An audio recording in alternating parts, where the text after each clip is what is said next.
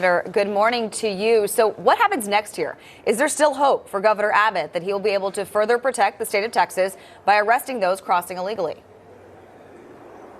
Well, look, he's going to continue to have hurdles thrown in front of him. You know, Joe Biden just doesn't want to not secure the border. He actually wants to keep greasing the skids for people to come across. So his administration is going to keep on giving Governor Abbott more and more hurdles to cross. This is why we introduced the Invasion Act, which would empower the governor to do whatever he needed to do to secure his border, regardless of what Joe Biden wants to do. Yeah, good point, Senator. I want to mention Laken Riley just for a moment. Her father, Jason Riley, addressed the Georgia Senate a day ago, calling on Governor Kemp in Georgia and Joe Biden to recognize the border crisis as an invasion. Take a listen. God gave me a beautiful daughter to father, protect, provide for, and nurture. A man with an evil heart stole her life. He was in this country and in this state illegally. Governor Kemp, please declare an invasion to detain and deport criminal illegals so we can prevent future families from those tragedies.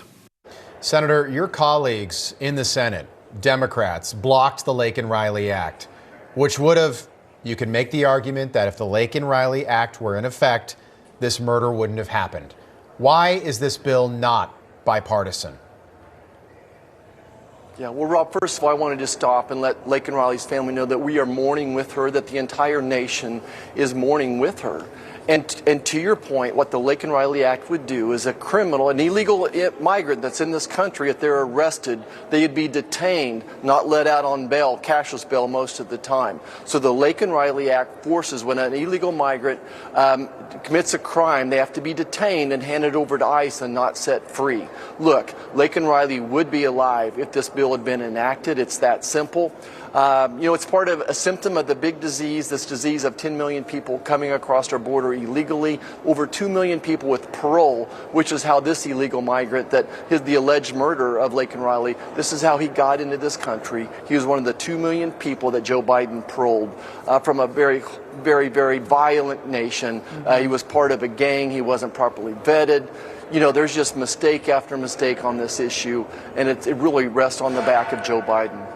Yeah, and Senator, so according to a new immigration report just out, 200,000 immigration court cases have been dismissed since the beginning of the Biden administration, all because the Department of Homeland Security failed to file paperwork. How concerning is this?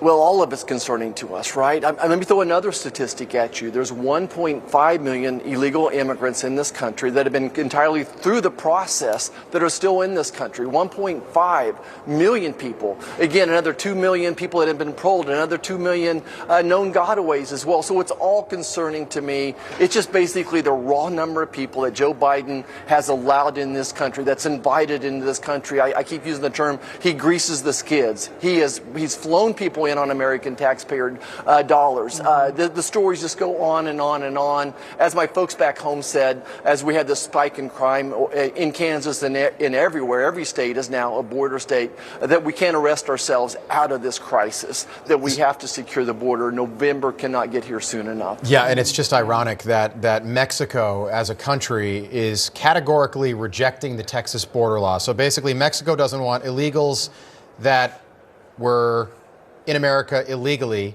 to be sent back to Mexico legally. It's confusing, but it's tremendously ironic. I want to move on and just ask you a question about your home state of Kansas. Primary was on Tuesday in Kansas. 10% of voters chose uncommitted or they checked none versus voting for Joe Biden. Now, Kansas is a red state. Eisenhower's from Kansas. You're from Kansas. But 10% of Democrats there don't want Joe Biden. What does that tell you? Well, look, I would tell you this, is that people wouldn't walk across the street. A Democrat would not walk across the street to hear Joe Biden talk. His the people that are excited about him, I've yet to meet. As opposed to President Trump people, they are loud and rowdy. They're ready to go vote. They're ready to do whatever they can to get President Trump elected, and that's what I think we're going to see in November. Is just the Democrats are going to stay home. People that haven't voted for 4 or 8 years are going to come out and vote for President Trump. So that's what I think it says. Is I can't wait until November. We need a change up here. We spoke to Prime Minister Bibi yesterday for a couple of minutes, and it just reminded me of what a strong leader does for a country. When you have a true North Star, when you're consistent, when you would do anything to protect your people. That's why we need Donald Trump back in office once again. We need that strong, steady hand that has a true North Star that's going to protect all of us, whose number one priority is to make sure that our families are safe and secure. Senator, we appreciate the update. Good to see you as always. Keep us posted on everything. Thank you. Rob, remember, it's March Madness today, and I know you got a Kansas connection, so rock, chalk, Jayhawk. That's right.